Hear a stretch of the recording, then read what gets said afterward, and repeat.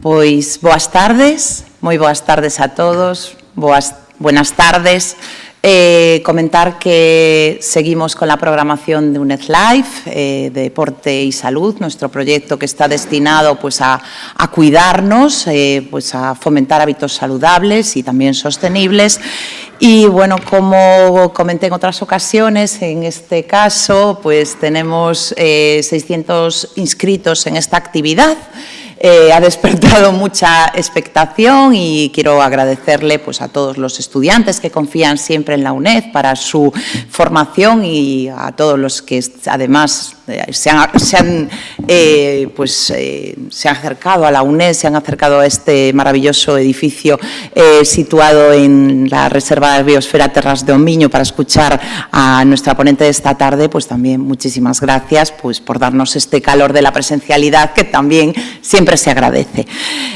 Comentar que la persona que tengo aquí a mi lado, Ángeles, a la que le quiero agradecer su predisposición para colaborar con la UNED. No es la primera vez que participa en una actividad de nuestro centro y, bueno, siempre con muchísimo éxito y siempre, pues, de una manera muy voluntariosa y poniéndonos nada más que facilidades. Es verdad que esta charla, esta conferencia estaba programada para realizar anteriormente, pero, bueno, yo creo que las cosas que merece la pena esperar por ellas, pues, está muy bien que finalmente la hayamos podido celebrar hoy, así que yo creo que ha merecido la pena esta espera. Comentar sobre Ángeles, que es graduada en Nutrición Humana y Dietética, que está especializada en Nutrición Clínica y Coaching Nutricional, que es nutricionista del Club de Voleibol de nuestra ciudad, del MB, también nutricionista en la Clínica Quirón Salud de Lugo y A Coruña.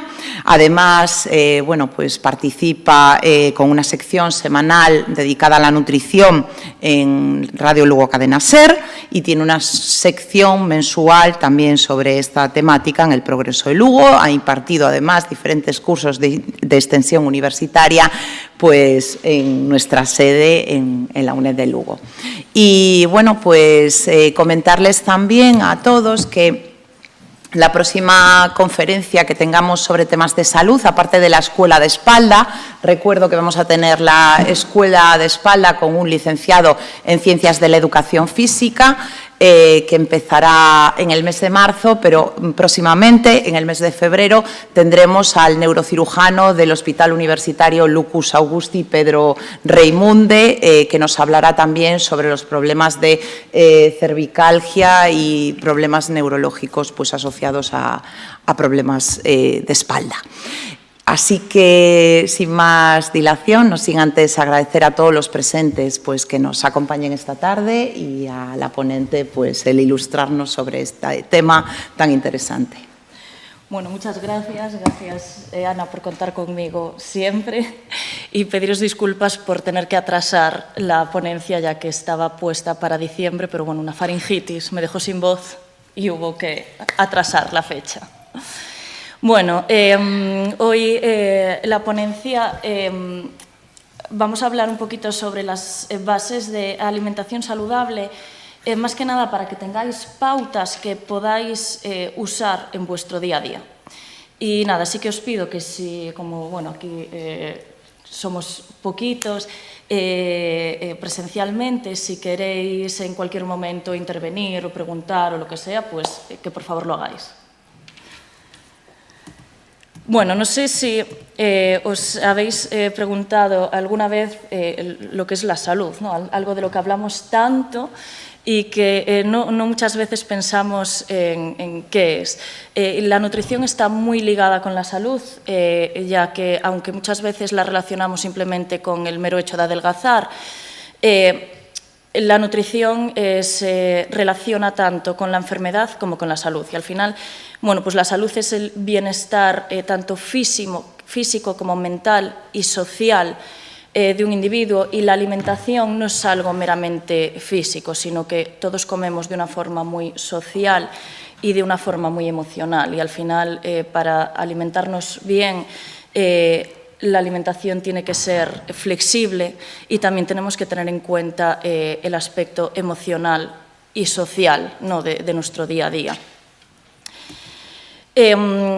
Como decíamos, pues bueno, la alimentación está relacionada actualmente con un sinfín de enfermedades crónicas no transmisibles, ¿no?, como pueden ser pues, la obesidad, enfermedades metabólicas, enfermedades cardiovasculares, diferentes tipos de cáncer. Y tenemos la suerte, por otro lado, de que con una alimentación equilibrada podemos tanto prevenir como tratar y llegar a controlar muy bien ciertas patologías. Vamos a dividir hoy un poquito pues, los nutrientes, ¿no?, tanto en los macronutrientes, hablaremos de las proteínas, de las grasas, de los hidratos de carbono, que lo que hacen es suministrarnos energía, y vamos a hablar un poquito también de micronutrientes, que su papel en el organismo es asegurar su buen funcionamiento, que serían los minerales y las vitaminas. Pero en el día a día, más que de eso, lo que hablamos es de grupos de alimentos. Al final, pues a todos nos suena un poquito las proteínas, los hidratos de carbono, los vegetales, las grasas. Para entendernos un poquito, pues las proteínas estaríamos hablando de carnes, de pescado, de huevos, lácteos, legumbres, semillas, frutos secos. En los hidratos de carbono nombraríamos a los tubérculos y a los cereales y los derivados, pues lo que sería el pan, la pasta, el arroz, la patata, el maíz. Aquí sí que es importante hablar, que más adelante lo veremos mejor, que es importante que su consumo sea de hidratos de carbono complejos, es decir, hay que dar preferencia a los integrales, que ahora mismo explicamos un poquito la diferencia. Es importante también tener en nuestra alimentación una buena presencia de vegetales, que aquí incluiríamos tanto las frutas, las verduras, hortalizas y las setas, las incluiríamos aquí también. Y después, en cuanto a las grasas, estaríamos hablando, aparte de los aceites, también incluimos aquí a grupos como pues, el pescado azul, los frutos secos, frutas como el aguacate. En los hidratos de carbono, cuando os decía que tienen que ser integrales, a veces nos suena a que lo integral es de dieta y que es para adelgazar. Y no es así, para nada. Un cereal integral y un cereal refinado tienen exactamente las mismas calorías. La principal diferencia es que el cereal integral es el grano entero, y en ese grano entero tenemos un mayor aporte de fibra, de vitaminas del grupo B, de minerales, que marca una diferencia al final nutricional, ¿no?, que mejora el funcionamiento digestivo, sacian más, nos ayudan a controlar los picos glucémicos y con ello la saciedad. Entonces sí que es cierto que quizás con un hidrato de carbono complejo vamos a comer menos, pero porque nos va a saciar más gracias a la fibra. Ahora, calorías tenemos exactamente las mismas, no porque el pan, por ejemplo, sea integral, podemos comer más cantidad. En cuanto a las grasas, es muy importante no disminuir la ingesta de grasas, ¿vale?, sino elegirlas bien. Las grasas son necesarias en nuestra alimentación y tenemos que diferenciar entre las grasas insaturadas y las grasas saturadas. Pero dentro de las saturadas sí que me gustaría recalcar que no todas son iguales, porque a veces las metemos todas en el mismo saco. Y a día de hoy tenemos evidencia científica suficiente para decir que, por ejemplo, la grasa saturada de los lácteos tiene un papel protector a nivel cardiovascular y a nivel metabólico. En lo de los lácteos desnatados ya está un poquito desterrado. En general, a no ser que excepto casos puntuales, la mayoría de la población debería de consumir lácteos enteros. ¿Por qué? Porque los lácteos tienen vitaminas liposolubles. La principal es la vitamina D, pero también contienen vitamina A, vitamina K. Y las vitaminas liposolubles están solamente presentes en la grasa y necesitan la grasa para que las podamos asimilar. La vitamina D, que os sonará a todos, porque aquí hay en Galicia un déficit tremendo de vitamina D, principalmente depende de la exposición solar, pero alrededor de un 20% va a depender de la alimentación. Y en alimentos solo la vamos a tener en lácteos enteros, en yema de huevo y en pescados azules. Y en los lácteos, la vitamina D es importante porque va a mejorar la asimilación del calcio también. Entonces, en un lácteo entero, aparte de tener una mayor saciedad, nos va a aportar vitamina D y calcio. Un lácteo desnatado no nos aportaría esta cantidad de vitamina D ni de calcio. Si un lácteo desnatado está enriquecido en vitamina D, tenemos un problema, y es que la vitamina D es liposoluble y necesita grasa para poder ser bien asimilada. En un lácteo desnatado no la tendríamos. Entonces, en general, este es el motivo por el que hay que darle preferencia a los lácteos enteros. Y no podemos equiparar la grasa saturada, por ejemplo, de la bollería, al de los lácteos enteros. Bueno, esta diapositiva os explica un poquito lo que acabamos de decir aquí. Y hablando de grupos de alimentos, a nivel semanal es importante tener un equilibrio entre los diferentes alimentos. Y hay alimentos que van a tener consumos máximos, es decir, que si no los consumimos no pasaría nada, y hay alimentos que tendrían un consumo mínimo. Esto siempre hablando en una dieta omnívora, ¿vale? Si fuera el caso de una dieta vegetariana o vegana, hay que recalcar que pueden ser perfectamente completas y equilibradas también, y que estos consumos ya no serían los mismos, ¿vale? Lo podemos ver después también.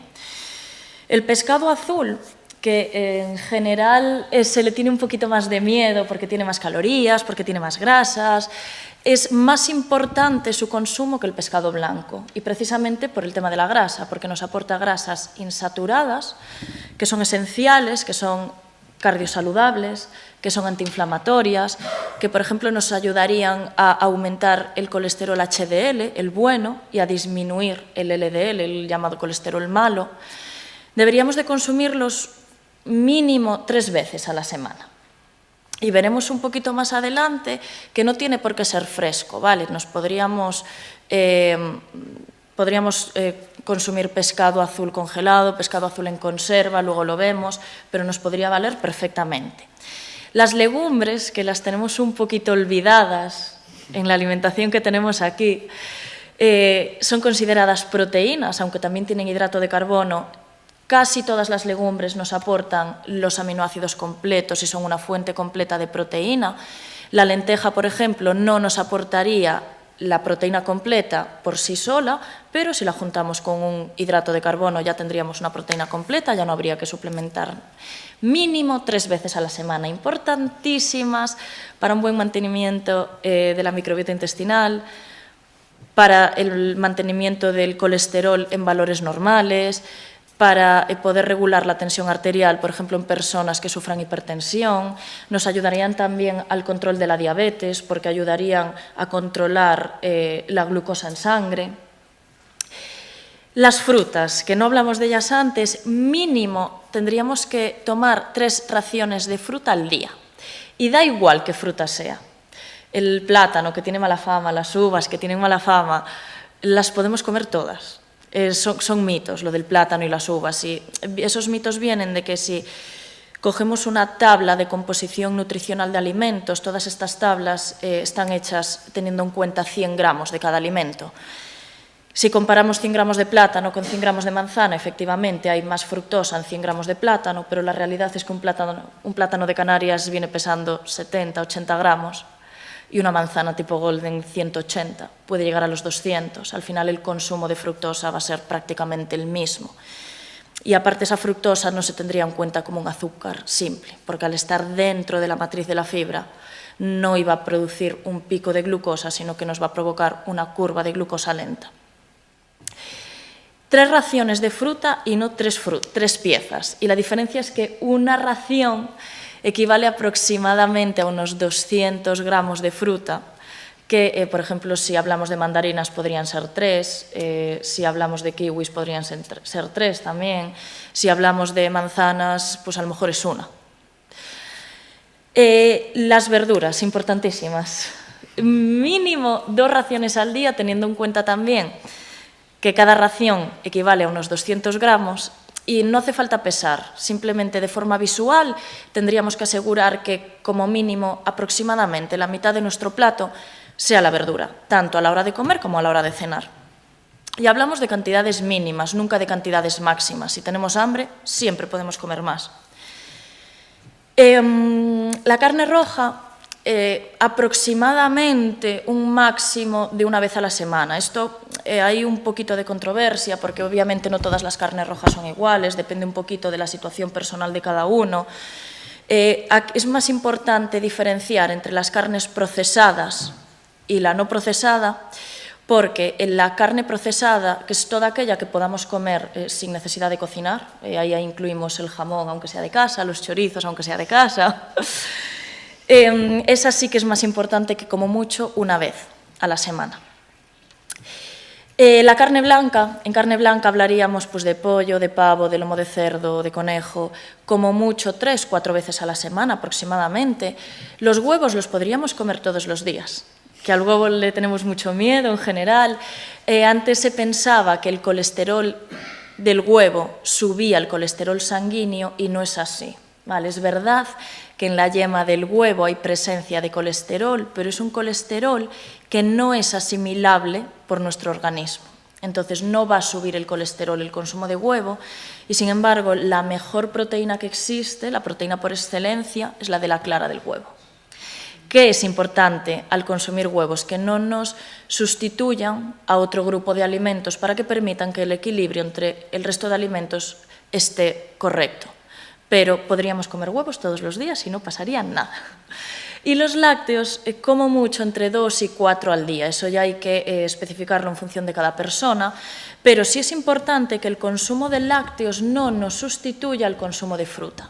¿No? Que por comernos 2 yogures no dejemos de comer las 3 frutas al día. El lácteo, si no lo tomamos, no pasaría nada, porque el calcio lo tenemos en muchísimos otros alimentos, y sin embargo la fruta sí es importante, su consumo. Aquí, bueno, os resumí un poquito algunas de las cosas que ya os conté ahora. En recomendaciones generales para todo el mundo es importante que nuestra alimentación se base en vegetales. Aquí lo hacemos un poquito al revés. Normalmente el vegetal acompaña y la proteína, el hidrato de carbono, es la base de la alimentación. A no ser que haya una actividad física muy alta o por diversas situaciones de cada persona, en general la alimentación tendría que estar basada en vegetales. Es decir, la mayor parte del plato vegetal y la proteína acompaña y el hidrato de carbono acompaña, pero no la base. Aquí es importante en los vegetales que mezclemos colores, que intentemos comernos el arco iris. ¿Por qué? Porque dependiendo del color del vegetal va a predominar un micronutriente diferente. Entonces, mezclar colores nos va a ayudar a que nuestra alimentación sea más completa en cuanto a minerales y vitaminas. Va a ser muchísima más completa una ensalada a la que añadamos lechuga, zanahoria, espárrago, frutas, si queremos, pimiento, a no una que hagamos solo de lechuga y tomate y nada más. Y sería ideal que todos los días en nuestra alimentación estuviera presente una ensalada. ¿Por qué? Porque hay vitaminas que son hidrosolubles y termolábiles. ¿Eso qué quiere decir? Que con el cocinado perdemos gran parte de ellas. Si consumimos los vegetales en forma de ensalada, nos aseguramos que no hay esa pérdida de vitaminas que sí que hay cuando cocinamos las verduras. En caso de que algún día o en invierno no nos apetezca comer ensalada, ¿qué tendríamos que hacer? Asegurar el consumo de fruta, que nos va a asegurar ese mínimo de vitaminas que perderíamos cuando cocinamos esas verduras. Los lácteos, como dije antes, pues hay que dar preferencia a los naturales y a los enteros. A los naturales porque los de sabores, aunque sean enteros, la cantidad de azúcar que traen es altísima. Para que nos hagamos una idea, un yogur de sabores aproximadamente nos podría aportar 10 gramos de azúcar, que es una cucharada sopera. Y si es un yogur de sabores, que es entero, pero que es 0% azúcar añadido, en lugar de azúcar lo que vamos a tener son edulcorantes, que más adelante lo vemos también. Que no tengan calorías no quiere decir que sean saludables y que no tengan efectos en el organismo. Los frutos secos son otro alimento que puede estar y debe estar presente en nuestra alimentación. Lo incluiríamos como proteína y como fuente de grasa saludable, y es importante que el fruto seco sea o tostado o crudo. Y lo ideal sería que los mezclemos, que unas veces los comamos crudos y otras veces los comamos tostados y sin sal. ¿Y por qué tostados a veces? Porque los frutos secos tienen un antinutriente que se llama el ácido fítico, que impide la correcta asimilación de los minerales, pues del calcio, del hierro. En el tostado eliminamos ese antinutriente y hacemos que el calcio, el hierro de los frutos secos se asimile mejor. Por ejemplo, las almendras, que son uno de los frutos secos que más calcio tienen, si son tostadas lo asimilaremos mejor. O las pipas de calabaza, que son una fuente muy buena de hierro, si son tostadas asimilaremos mejor ese hierro. Lo ideal sería que en general, si comemos frutos secos, la cantidad sea un puñado, pero con los dedos cerrados, al día. No así, así.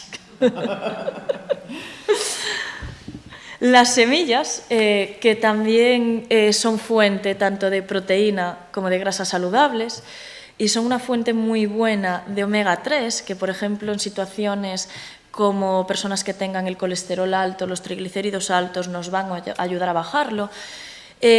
Siempre tenemos que tener el cuidado de tomarlas o hidratadas o molidas, porque si no las tomamos hidratadas o molidas van a salir igual que entran, no las vamos a aprovechar.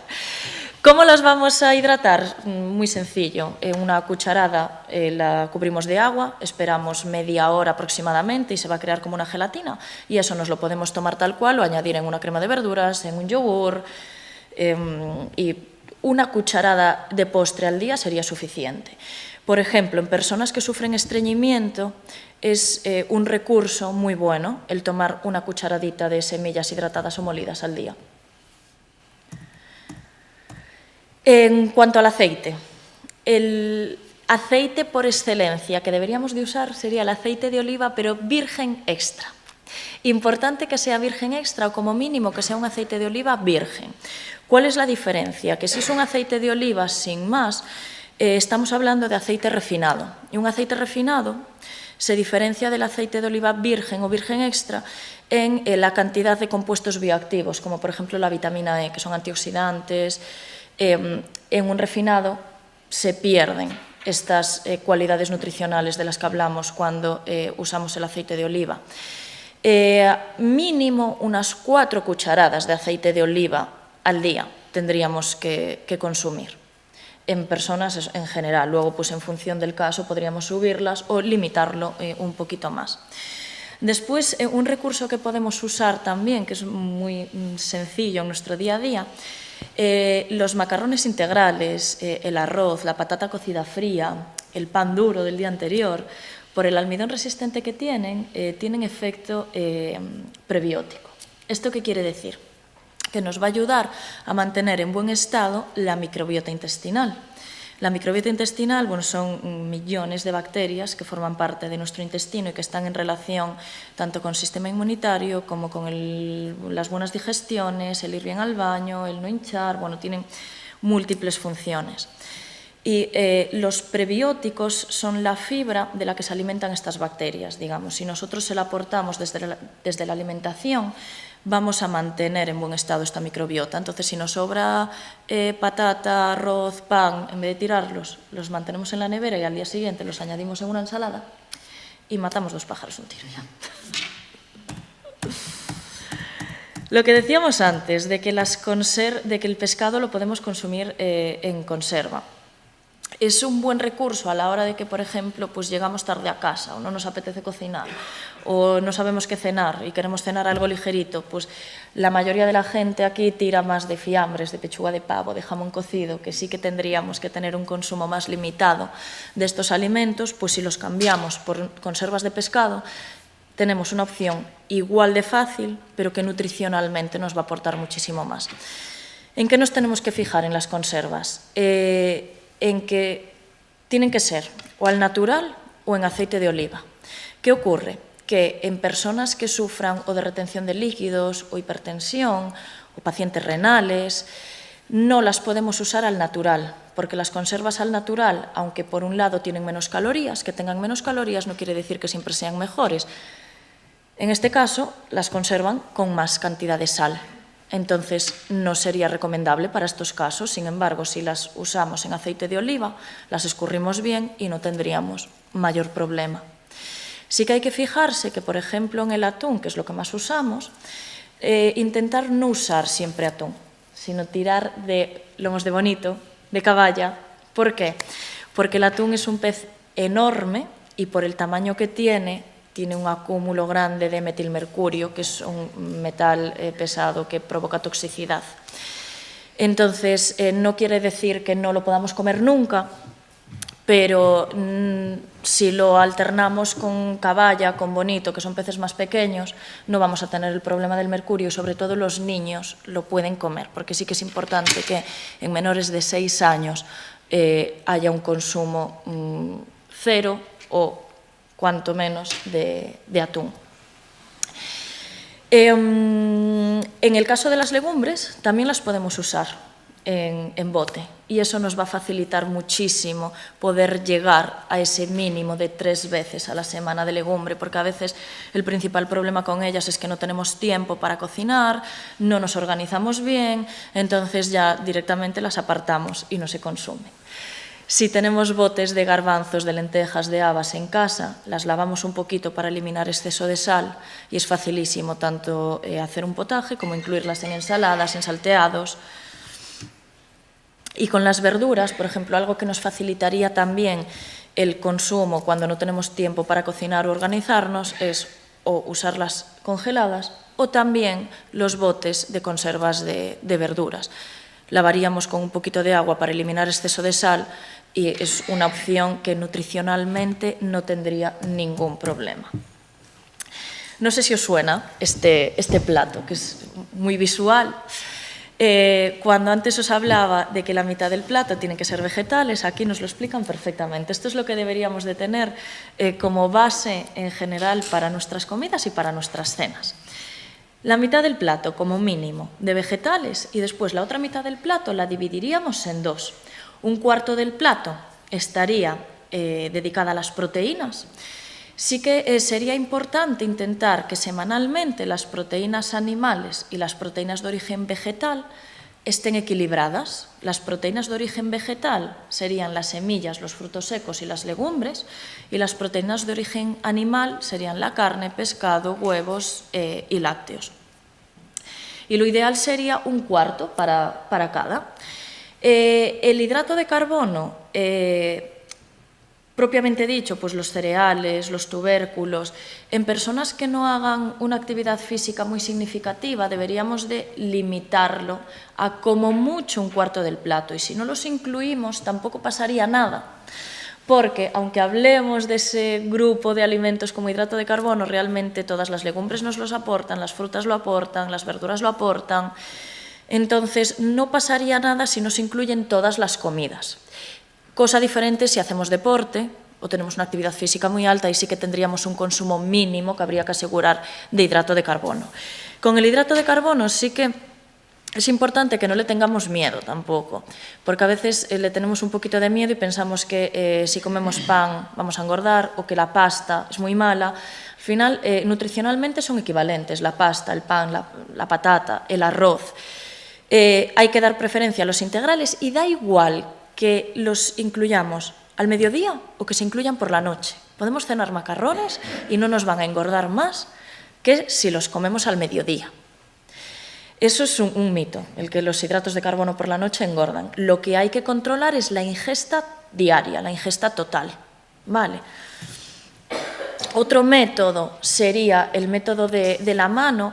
A mí personalmente este me parece un poco menos útil, porque al final pues es menos visual, pero bueno, que nos valdría igual.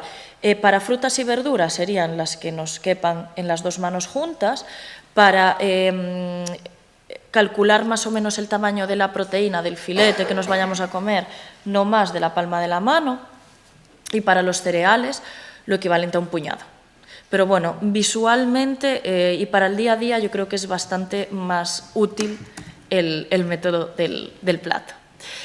Y quiero hablaros un poquito también del etiquetado nutricional, porque al final para llevar todo esto a cabo es muy importante que escojamos bien los productos que compramos en el súper.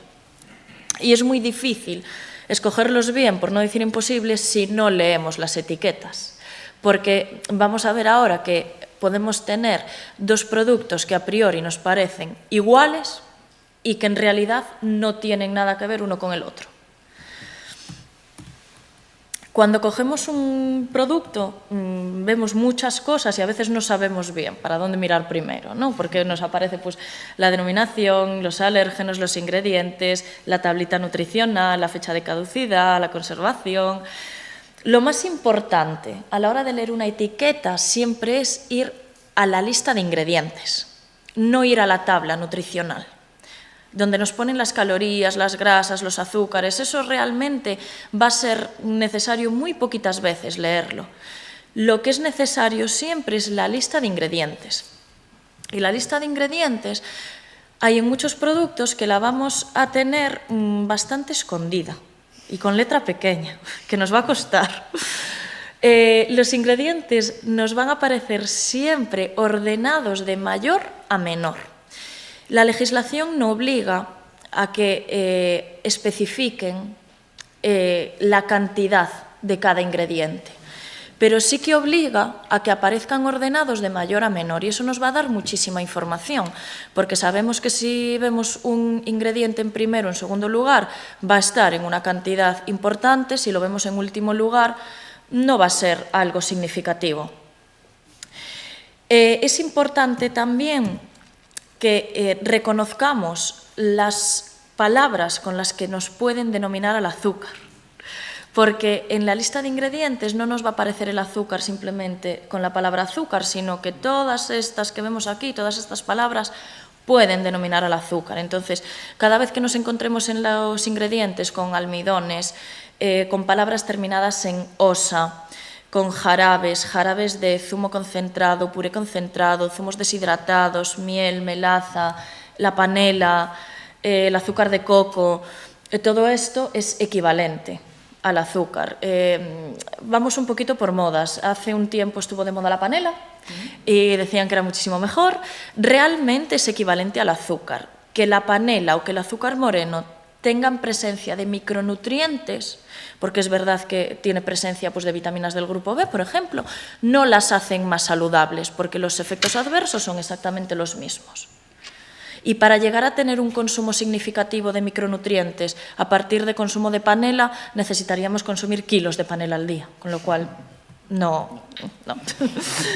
Bueno, antes de meternos, aquí os puse ejemplos de etiquetas, ¿vale? Pero antes de meternos a esto, ya que hablamos del azúcar, me gustaría nombrar también los edulcorantes, el famoso 0% azúcar añadido. A veces vemos un producto que tiene ahí bien en grande, el 0% azúcar añadido, no contiene azúcares añadidos. Ahí en que nos deberíamos de fijar en si hay presencia de edulcorantes en la lista de ingredientes. Lo más probable es que sí que los tengan. Los edulcorantes que más usan normalmente nos encontramos polialcoholes, que son pues, el maltitol, xilitol, sorbitol, eritritol, todos los que acaban en ol. Nos encontramos sucralosa, acesulfamo potásico. Son edulcorantes que tienen un poder de endulzar muchísimo más alto que el azúcar. Vale, hablamos, por ejemplo, de que la sucralosa tiene un poder de entre 300 y 600 veces más dulce que el azúcar, el acesulfamo potásico endulza 200 veces más que el azúcar, y esto, ¿qué hace? Que al final, por un lado, que nuestro umbral del dulzor se ve aumentado, entonces que cada vez necesitemos sabores más dulces para lograr que un alimento nos guste. Y que tendamos siempre a un mayor consumo de bollería, de dulces, de refrescos, porque si tomamos un alimento, un yogur natural y estamos acostumbrados al de sabores, el natural lo vamos a notar un poco insípido y a lo mejor un poco amargo además. Y por otro lado, los edulcorantes, ahora hay estudios cada vez más fiables y más número de estudios que nos indican que provocan cambios en la microbiota intestinal y estos cambios que provocan en la composición de las bacterias de la microbiota van a hacer que aumente el porcentaje graso, o sea, que no nos ayuden a adelgazar aunque no tengan calorías. Incluso se ve alterado la glucosa en sangre, aunque no sea un azúcar como tal. Y después, en cuanto a los polialcoholes, al xilitol, eritritol, maltitol, en personas que sufran patologías digestivas, por ejemplo, el síndrome de intestino irritable, que es algo muy común, están contraindicados porque tienen efecto laxante a nivel de microbioma intestinal. Entonces, lo que van a provocar es mayor posibilidad de diarreas, más distensión abdominal, más gases, en general, más molestias digestivas. Bueno, ahora si os parece, vemos un poquito etiquetado nutricional. Os puse aquí ejemplos reales, ¿vale? Os puse estas dos etiquetas de dos panes integrales. Con los productos integrales tenemos que tener especial cuidado, ¿vale? Porque aquí en España solo hay legislación específica de productos integrales para el pan. ¿Y esto qué quiere decir? Que como el resto de productos no hay una legislación específica, nos pueden poner que es integral y tener pues, solo salvado o solo un 10% de harina integral y que el resto de la composición sean de harinas refinadas.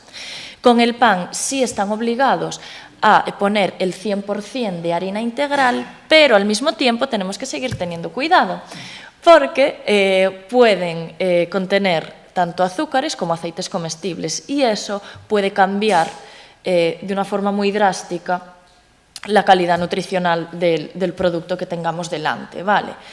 Este ejemplo os lo puse porque si nos fijamos, si no leyéramos la lista de ingredientes y miráramos solo la tablita, el que presenta más gramos de azúcar en la tabla es el que no contiene azúcares añadidos y el que presenta menos sí que contiene azúcares añadidos. ¿Y eso cómo lo explicamos? Porque este, que contiene menos, tiene solo un 53% de harina. Entonces tiene menos cantidad de azúcares naturalmente presentes. Si le sumamos los añadidos, el total es menos que si tenemos en cuenta solo la harina integral del otro. En las tablas nos van a aparecer los datos totales y en esos datos totales no somos capaces de diferenciar lo que es naturalmente del producto de lo que fue añadido. Entonces, de ahí la importancia de mirar la lista de ingredientes si queremos ver la calidad nutricional. En el caso de, por ejemplo, en los quesos que podamos comprar envasados, os puse este ejemplo porque es bastante llamativo. Es importante fijarnos en la denominación del producto, porque si os fijáis, hay uno que pone queso y hay otro que no pone la palabra queso en ningún sitio. Pero por el marketing somos nosotros mismos los que ya ponemos la palabra muchas veces. Si nos fijamos en la lista de ingredientes, el que es queso lleva leche pasteurizada de vaca, estabilizante, fermentos lácticos y sal, que es lo que debería de contener un queso. Y el otro, tenemos el queso como un ingrediente, grasa vegetal de palma, proteínas de leche, agua, lactosuero, almidón modificado, estabilizantes, sal y conservadores. Si comparáramos las tablas, el que no es queso tiene menos grasa que el que sí que es. Este tiene 24 gramos de grasa y este tiene 32. Y el que no es queso, que nutricionalmente está peor, tiene menos cantidad de grasa saturada que el que sí que es. Entonces, si nos limitamos a mirar calorías, cantidad de grasa, incluso gramos de grasa saturada, no vamos a conseguir comer mejor. Tenemos que ir a la lista de ingredientes. Aquí, por ejemplo, en los fiambres, pechuga de pavo, jamón cocido, es muy importante, por un lado, que no formen parte de la alimentación habitual.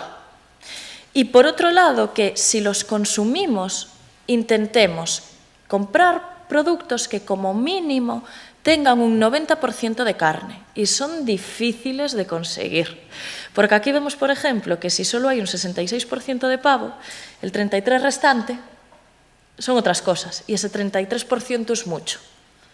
Entonces vamos a intentar no solo fijarnos en lo que nos pone delante, sino en mínimo 90% de carne en este tipo de producto. En cuanto a las bebidas vegetales, es importante que no las equiparemos a los lácteos. O sea, no son malas si las escogemos bien, pero nutricionalmente no es lo mismo una bebida vegetal que un lácteo. Son diferentes totalmente. Y para escoger una buena bebida vegetal nos tenemos que fijar en la lista de ingredientes, una vez más. Lo ideal sería que la composición fuera agua y el vegetal que sea, pues agua y avena, agua y soja, y en todo caso que esté enriquecida en vitamina D y calcio. Y nada más. Pero si nos fijamos, pues esto es un ejemplo de las que nos podemos encontrar. Agua, azúcar, un 2% de almendra y todo lo que le sigue. Entonces, si cogemos esta opción, agua y avena, agua y soja, agua y almendra, pero sin edulcorantes, sin azúcar, sin aceites, que se usan mucho en estos productos también. Entonces, básicamente lo que os decía, lista de ingredientes, siempre ordenado de mayor a menor. No es necesario fijarnos en las calorías, porque que un producto tenga menos calorías no quiere decir que vaya a ser mejor. Y no fijarse en la tablita. O sea, es básicamente lista de ingredientes. Os quiero comentar un poquito, no sé cómo vamos de tiempo. Vamos bien. Bien, Sí. perfecto, bien. No sé si os suena este etiquetado frontal, se ven muchos productos, el famoso Nutri-Score.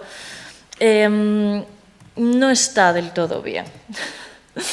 El Nutri-Score, bueno, vamos atrás, supuestamente, y ahora os explico supuestamente, si un producto está etiquetado como verde o con la letra A o con la B sería bueno, si está etiquetado como naranja o rojo, la letra D o E, sería peor, pero no es exactamente así, ¿vale? ¿Por qué?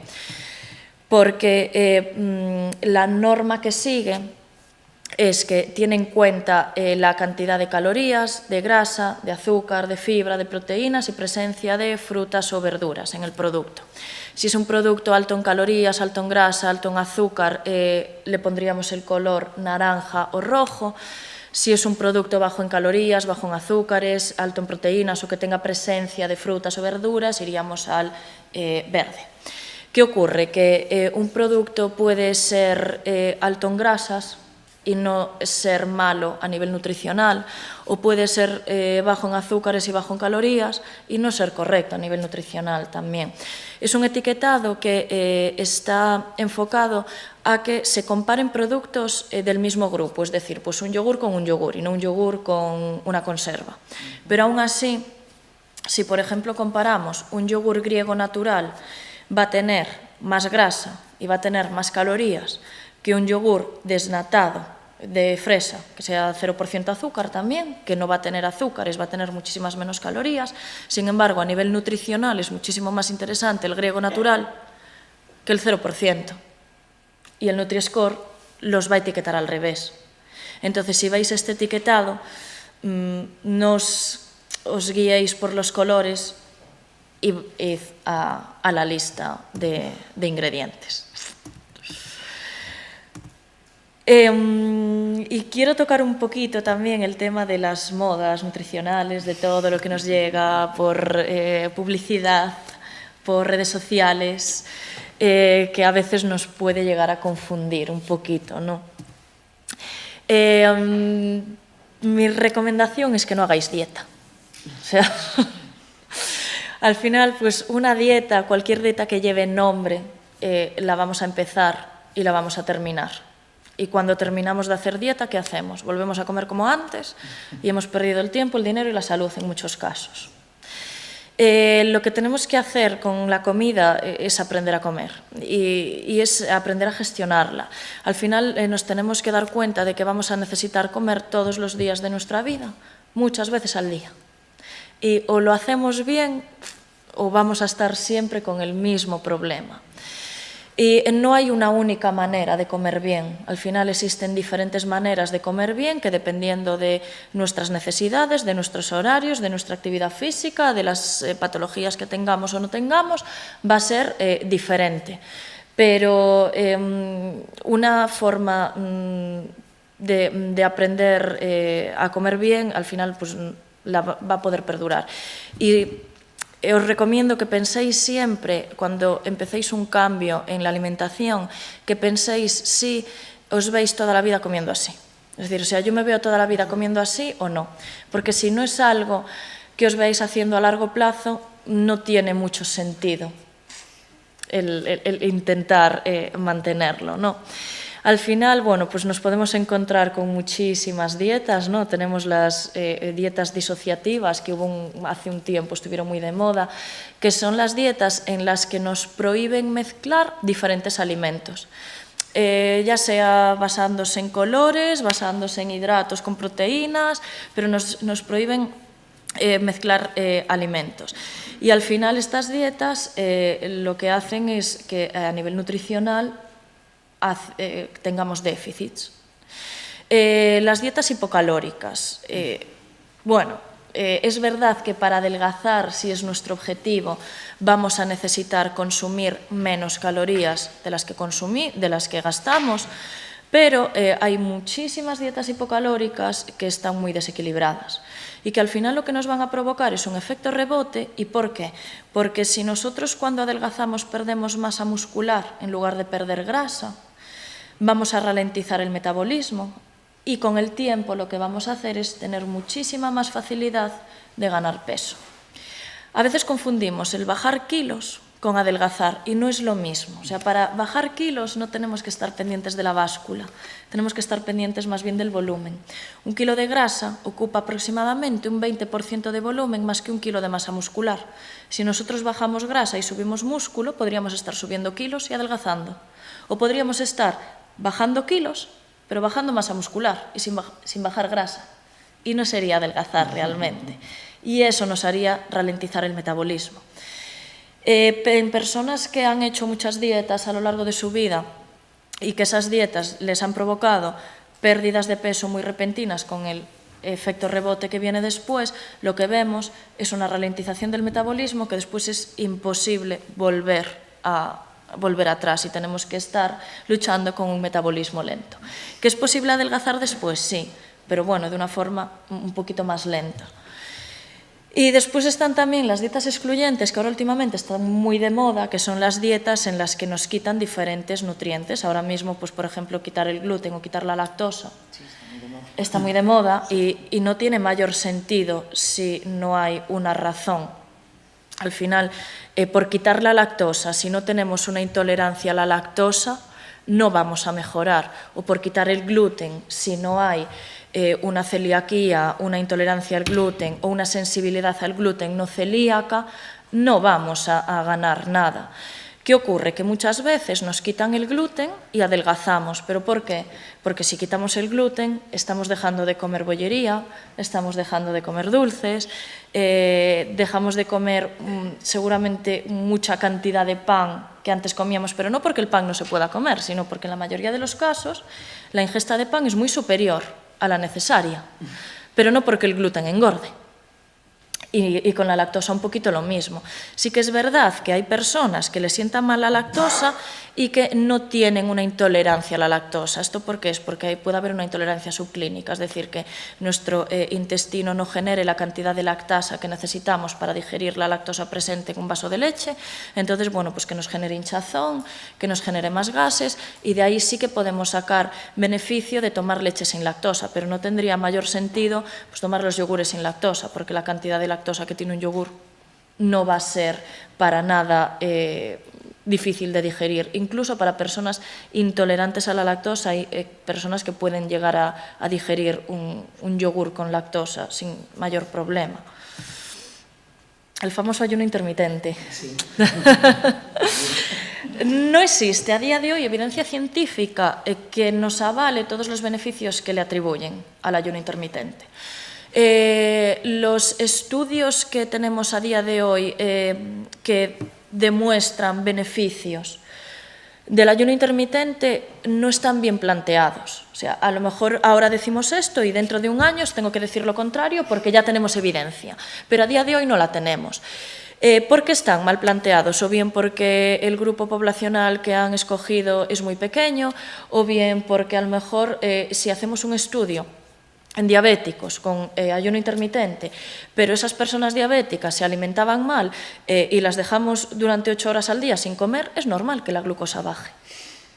Pero un ayuno intermitente no implica una mejor alimentación. Un ayuno intermitente es simplemente el estar sin comer 8, 12, 16 horas al día. Hay diferentes tipos de ayunos y nos dicen que con ello vamos a conseguir adelgazar o que vamos a conseguir mejorar una diabetes o que vamos a conseguir mejorar una hipertensión, una dislipemia. Claro, aquí tenemos que mirar más la calidad nutricional de lo que comemos en las horas, que sí, que hay ingesta, a no en estar sin comer, porque si estamos 12 horas sin comer o 16 horas sin comer y cuando comemos nos alimentamos mal, no vamos a obtener un beneficio para nuestra salud.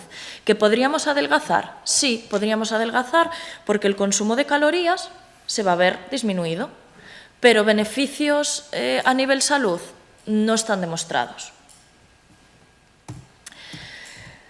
La dieta keto, la dieta cetogénica, que también ahora hablan un poquito menos de ella, pero hace un tiempo estuvo muy de moda. ¿De qué se trata? Se trata de alimentarse principalmente de grasas y de proteínas. ¿Y podemos adelgazar alimentándonos de grasas? Sí, podemos. ¿Es saludable? No, no lo es. Esto consiste, esta dieta, en prácticamente eliminar la ingesta de hidrato de carbono. ¿Y con esto qué conseguimos? Que nuestro cuerpo genere cuerpos cetónicos.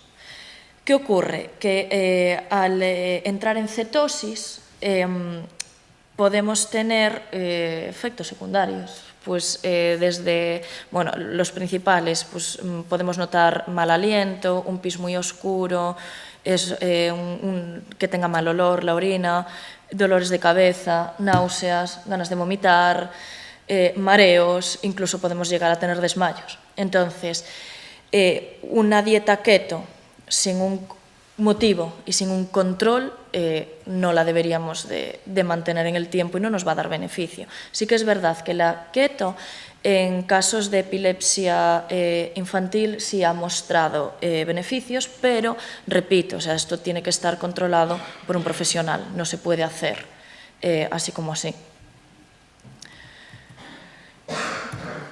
Y aparte, bueno, aquí lo que os decía antes, aparte de estos síntomas que nos puede dar, en niños puede generar dificultades en el crecimiento si no se hace bien, nos puede provocar que suban los triglicéridos, que suba el colesterol, cálculos renales, o sea que sin control, no.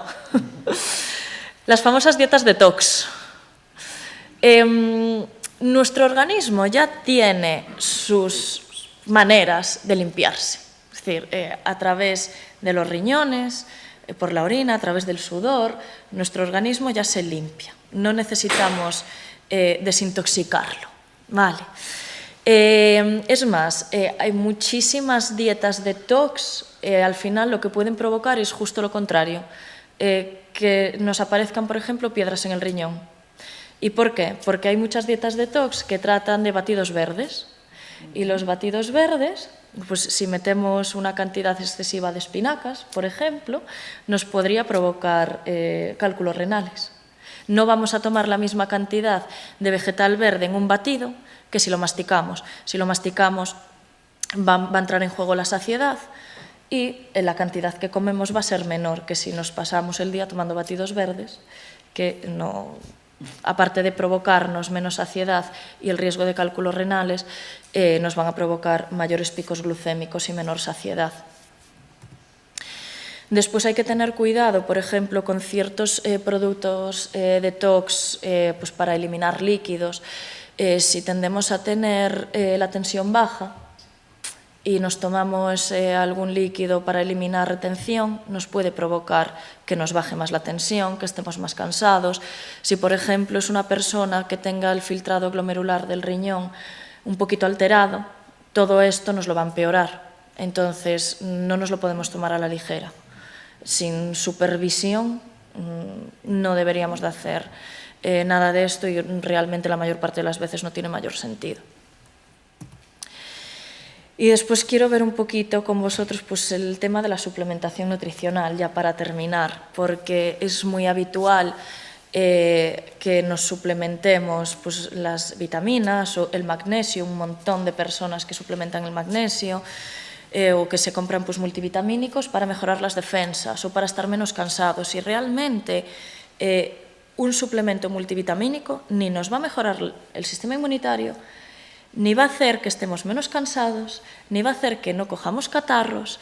¿Qué ocurre? Que hay suplementos vitamínicos que son de venta libre porque no tienen efectos adversos, pero que no tengan efectos adversos no quiere decir que vayan a otorgar beneficios. Tenemos que diferenciar entre las vitaminas hidrosolubles y las liposolubles. Las vitaminas hidrosolubles, como pueden ser pues, la vitamina C, las vitaminas del grupo B, nos los vamos a encontrar de venta libre. ¿Por qué? Porque si hay un exceso, nuestro cuerpo los va a eliminar por orina. No hay mayor problema, no hay un riesgo para la salud. Pero no quiere decir que vayamos a obtener beneficios de tomar estos multivitamínicos. Otra cosa diferente ya es con las vitaminas liposolubles. Con la vitamina A, la vitamina D, la vitamina E y la vitamina K no se deberían de suplementar sin supervisión nunca. Y especialmente tendríamos que tener cuidado con suplementar la vitamina A, ya que en fumadores o exfumadores podría aumentar el riesgo de cáncer de pulmón. Suplementar vitamina A sin control. Vale, entonces, esto, sin que sea suplementado por un facultativo, nunca. La vitamina D, que hablábamos antes de que hay un déficit tremendo, si necesitamos suplementarla, nos lo va a decir nuestro médico. Por nosotros mismos no la vamos a suplementar. Suplementar este tipo de vitaminas liposolubles sin control puede dar lugar a una hipervitaminosis que pues puede provocar desde daños neurológicos a daños hepáticos. Entonces, sin control, nunca. Y después, por ejemplo, el magnesio, que es súper común encontrar personas que lo suplementan porque sí, sin un mayor motivo. Si lo suplementamos controlando la concentración y el tiempo, no tiene por qué haber un problema, ¿vale? Pero si lo suplementamos nosotros solos, sin un control, sí que puede dar lugar pues, a taquicardias, a diarreas, a náuseas, a cólicos estomacales. Entonces, sin control, una suplementación nutricional, no. Y luego no lo incluí, pero ahora que se está poniendo muy de moda, pues suplementar las proteínas, si vamos al gimnasio, los batidos proteicos. En la mayor parte de los casos no es necesario suplementar las proteínas para aumentar masa muscular.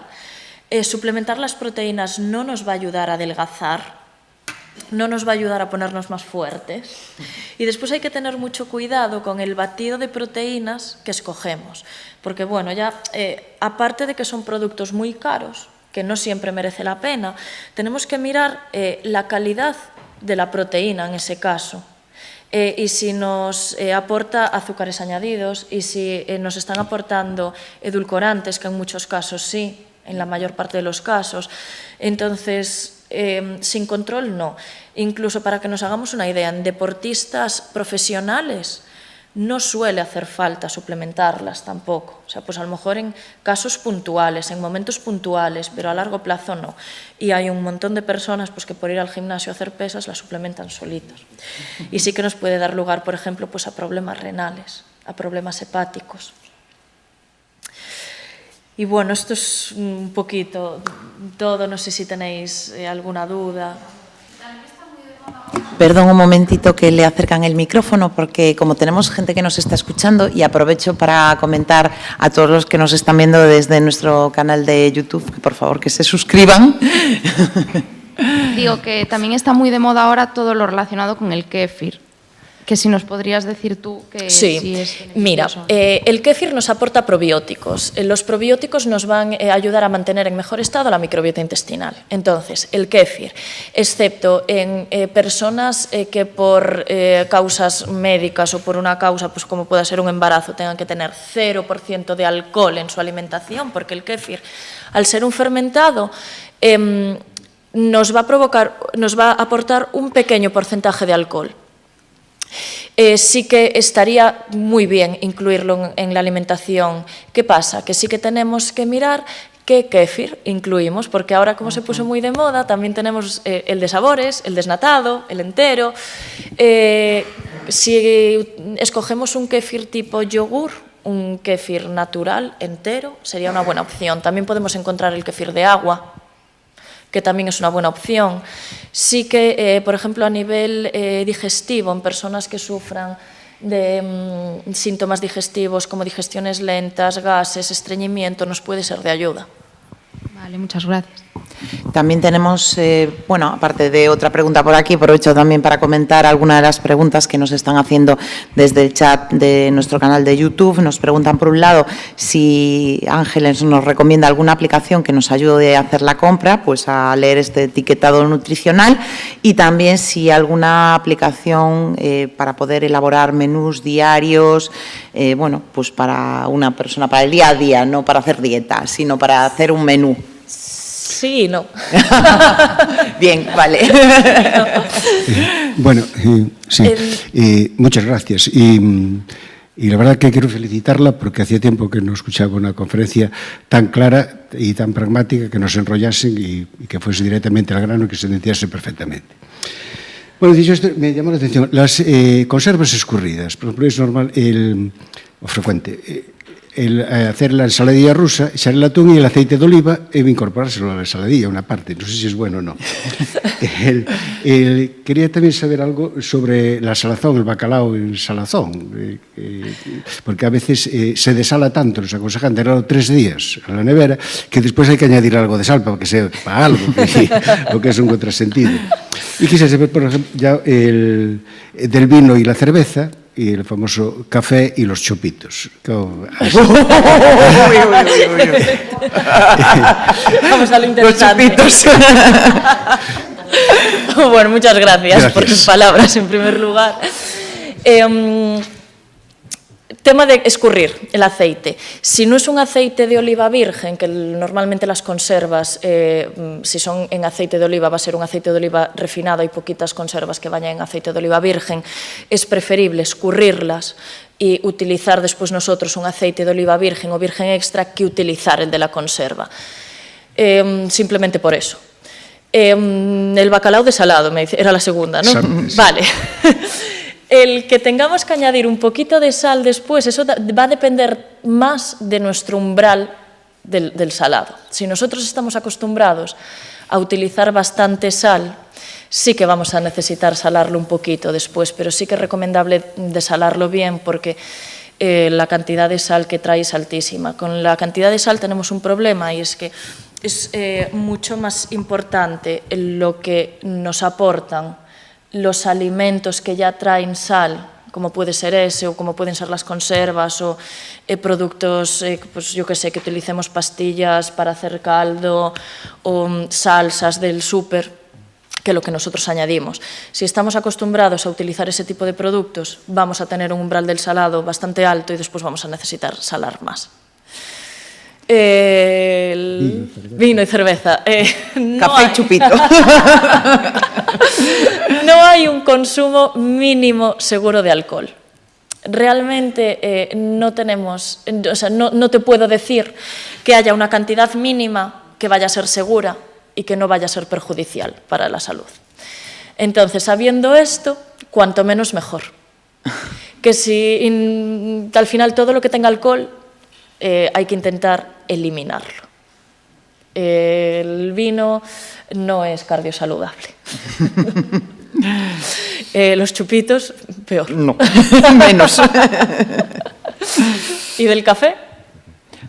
Pues el café el otro día Juana Tey nos comentaba que sí, que podíamos, que nos dejaba tomar café. Es importante fijarnos en qué tipo de café. Lo ideal sería un café de tueste natural, evitar el torrefacto. Vale.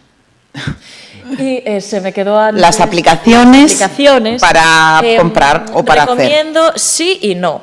Vamos a ver, si hay una aplicación que seguramente la mayoría conozcáis, que se llama My Real Food, la tengo. La de Carlos Ríos. Sí es una aplicación que por un lado nos puede ayudar a hacer la compra y por otro lado nos puede ayudar a lo que nos preguntaban de elaborar menús semanales, porque sí, tiene todas esas funciones. ¿Qué ocurre? Nos tenemos que dar cuenta que una aplicación que es gratuita, a la hora de que nos ayude a leer el etiquetado, van a existir ciertos intereses. Entonces, lo ideal sería que nosotros mismos fuéramos capaces de interpretar la etiqueta y no depender de una aplicación que nos diga sí o no. Pero bueno, de entre las que yo conozco, si tengo que recomendar alguna, pues recomendaría esa. Vale. My Real Food. Bueno, pues muchas gracias. Lo que pasa es que a veces una comida sin vino casi hay que decir, voy a perdonar o mal que me falle polo ben que me sabe. Bueno, Juanate ahí también nos dejaba un poquito, poquito, pero algo sí nos dejaba. Cuanto menos mejor. También me preguntan aquí alguna otra cosilla que vamos a ver. Por un lado, me preguntaban sobre la kombucha. ¿Qué opinabas de la kombucha, que también está muy de moda en este momento? Y que si nos recomendabas cocinar los alimentos de alguna manera en concreto. Vale, la kombucha, sí la podemos introducir en la alimentación diaria y es perfectamente saludable. Tendría efecto probiótico también. Hay diferentes marcas. Tendríamos que fijarnos en el etiquetado. Sí que es cierto que si compramos una kombucha comercial vamos a ver que tiene azúcar entre sus ingredientes, pero no sería malo este azúcar. ¿Por qué? Porque este azúcar sería el sustrato para que las bacterias de la kombucha, que son los probióticos, se mantengan vivos y la kombucha haga su función.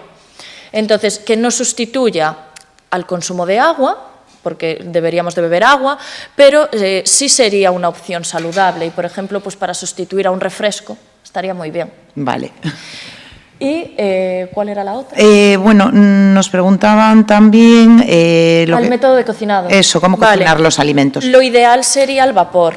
Al vapor. ¿Por qué? Porque si cocinamos al vapor va a haber una menor pérdida de vitaminas hidrosolubles y termolábiles, de las que hablábamos antes. Si no, pues bueno, cocido a la plancha, al horno, evitar las frituras. ¿Y vale cocinar al vapor con el estuche vapor hondo? Sí, está muy bien. Vale. Muy bien, muy bien. Muy práctico y rápido. Sí, por eso, es que no tenemos tiempo en general. ¿Más preguntas? Mira, por ejemplo, la incompatibilidad que hay entre los alimentos que, por ejemplo, los lácteos, si tú tomas lácteos 4 veces al día y tomas pues una chuleta que estás comiendo hierro de buena calidad, sí. Esa incompatibilidad, que el calcio se pelea con el hierro o el café te secuestra la proteína de la chuleta.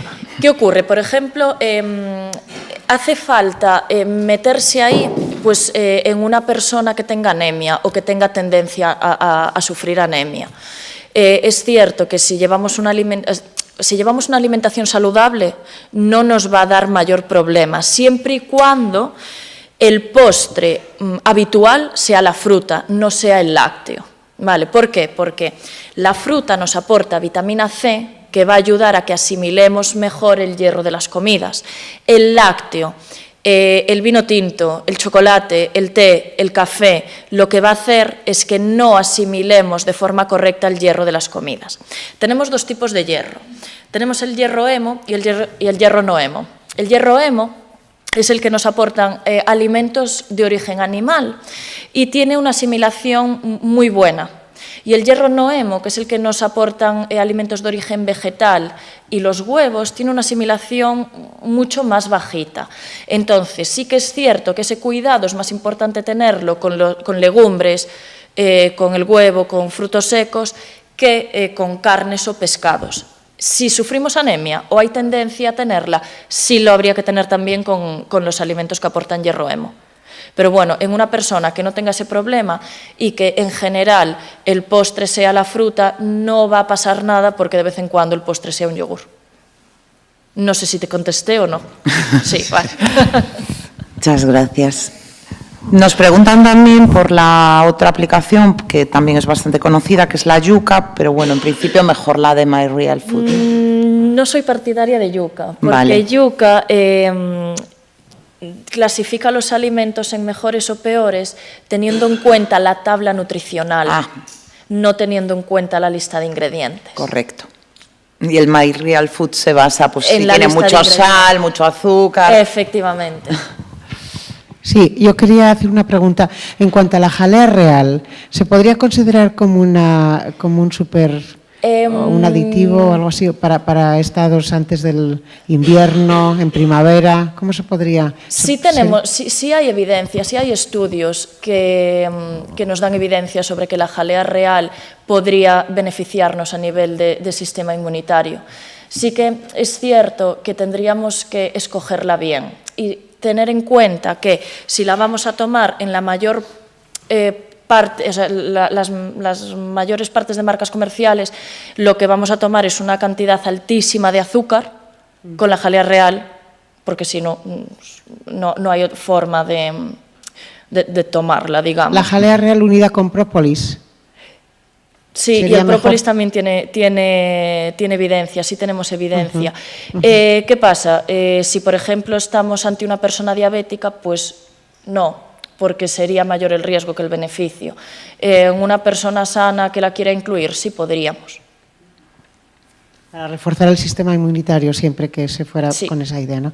Una segunda pregunta, si puedo, ¿no? Sí. En cuanto a las manzanas, por ejemplo, ¿las manzanas cocidas perderían todas las propiedades vitamínicas? ¿Son aconsejables o no? Las vitaminas sí se perderían, porque las vitaminas son hidrosolubles y termolábiles, entonces sí se perderían. Pero bueno, no quiere decir que sea mala la manzana cocida o la manzana asada y que no se pueda incluir, porque siempre y cuando sigas incluyendo fruta fresca el resto del día tampoco habría mayor problema. Pero si la cocinamos se pierde. La fruta como postre, había hace tiempo una teoría de que si se tomaba fruta de postre, la digestión se aceleraba por el efecto de descomposición de la fruta, de los restos de fruta, junto con los restos de comida. Es eso, a diferencia de que se debería dejar la fruta simplemente para la mitad de la tarde o la mitad de la mañana, sin ser el postre. Es un mito. Y que realmente no tiene ninguna evidencia científica. O sea, si lo queremos explicar no podemos, porque no existe evidencia científica que nos lo avale. Eso sí que alrededor de la fruta existen un montón de mitos. Es el que no se puede tomar por la noche, que a partir de media tarde que no se pueden mezclar diferentes frutas. Realmente es un mito. La fruta da igual comerla antes que después de comer.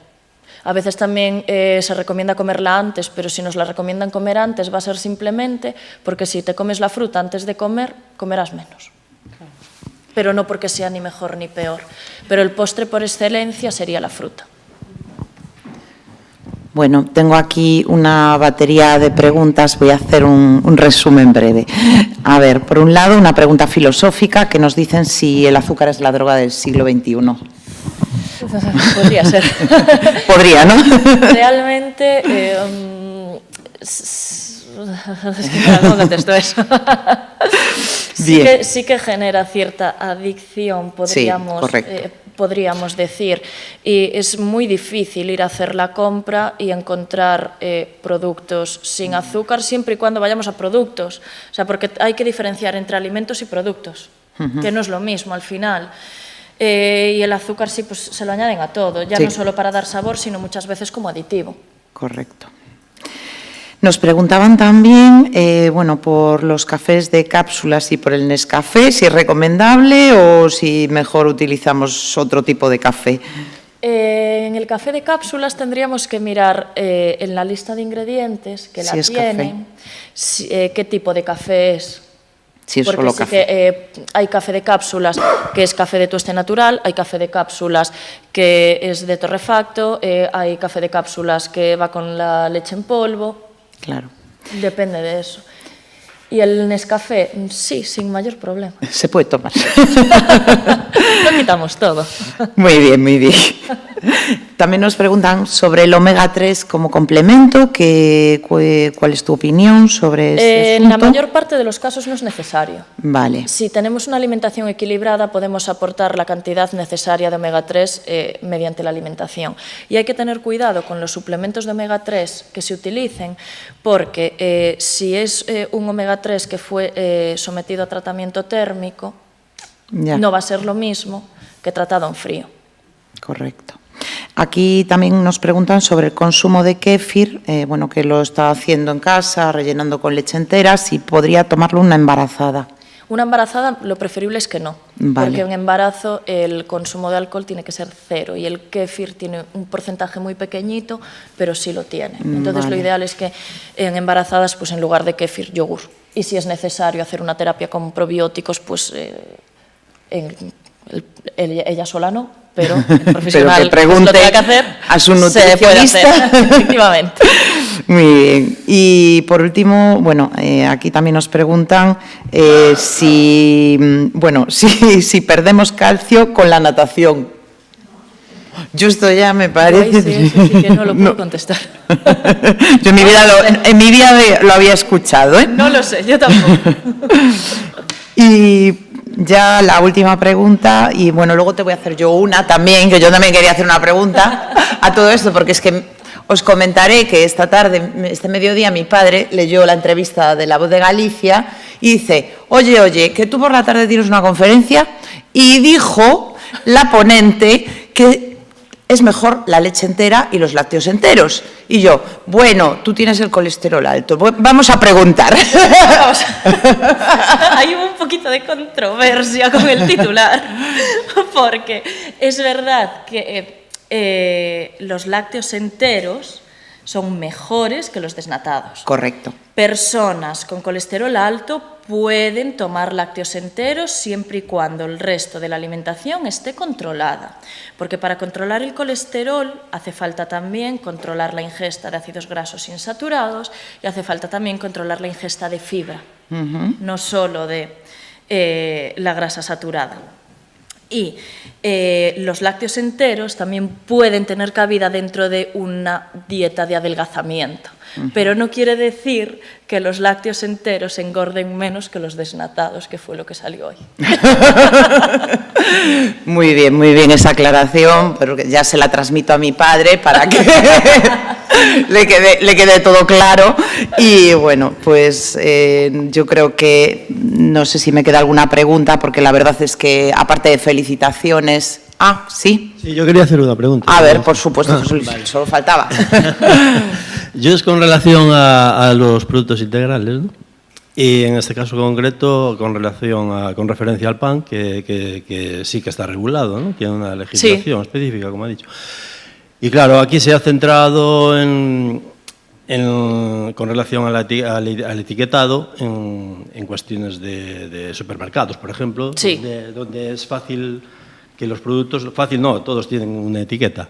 Pero mi pregunta es, como consumidor, ¿quién controla y qué garantías tengo yo de que el pan integral que pueda comprar en una panadería cumple con la legislación? Y porque yo cuando voy a comprar una barra de pan no me dan un listado de ingredientes que tiene. Eso lo controlan las inspecciones que les hacen, inspecciones de sanidad y de calidad. Pero claro, eso nosotros no lo podemos saber en el momento de comprarlo porque no lleva etiqueta, pero sí que tienen inspecciones que lo regulan. Entonces, nos lo aseguran las inspecciones que tienen. Pero ¿cómo puedo saber la cantidad, el porcentaje de harina integral que lleva esa barra de pan? Se supone que tiene que llevar solo harina integral y que eso está regulado por las inspecciones que les hacen. Me permito dudarlo. Sí, claro, según la legislación se supone que solo podría llevar harina integral si está denominado como pan integral. Y hay unas inspecciones que se les hacen a los establecimientos que se ocupan de eso. Como consumidor, al momento no lo puedes saber. Bueno, pues yo creo que sí, que ya hemos realizado todas las preguntas, nos dan las gracias también desde nuestro canal de YouTube y nos felicitan a nuestra ponente por la maravillosa conferencia, así que nada, simplemente darles las gracias nuevamente tanto a ella como a todos ustedes por acompañarnos esta tarde y recordarles que bueno, seguiremos hablando de salud, bienestar y deporte en las próximas conferencias, tanto de nuestro neurocirujano Pedro Reimunde como en la Escuela de Espalda. Así que muchas gracias, buena tarde.